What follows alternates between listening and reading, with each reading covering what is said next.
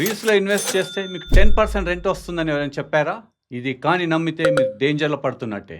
ఈ hidden risk మీ క్యాపిటల్ని తినేస్తాయి. ఈ వీడియోని చివరి వరకు చూడండి. రీల్స్ అంటే కేవలం రియల్ ఎస్టేట్ అసెట్ కాదు, ఇది ఒక ఫైనాన్షియల్ పేపర్ అసెట్. దీంట్లో 3 మేజర్ రిస్క్ ఉంటాయి. అవేంటో ఇప్పుడు చూద్దాం. Number 1, interest risk.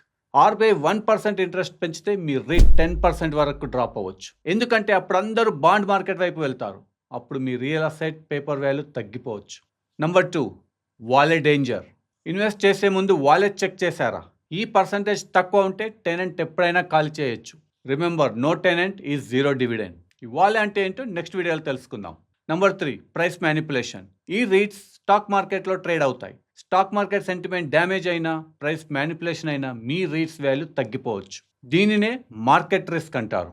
అందుకే రీట్స్లో కాషియస్గా ఇన్వెస్ట్ చేయండి. రిటర్న్స్ కావాలంటే వాళ్ళే అండ్ లొకేషన్ చెక్ చేసుకున్నాకే ఇన్వెస్ట్ చేయండి. ఈ రియాలిటీ చెక్ మీకు నచ్చితే ఛానల్ ఇప్పుడే సబ్స్క్రైబ్ చేసుకోండి.